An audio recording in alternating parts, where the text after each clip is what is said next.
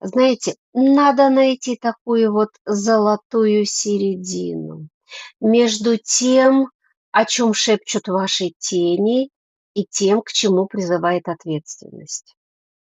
Ответственность за свою жизнь, за тех людей, которые рядом вокруг вас, может быть, за тех животных, которые вокруг вас.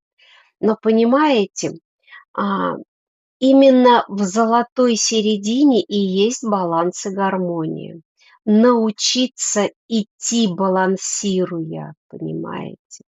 Если мы будем полностью отрицать свои тени, увы, ам, мы не будем и владеть полностью своей силой, потому что в наших тенях скрыто много наших сил.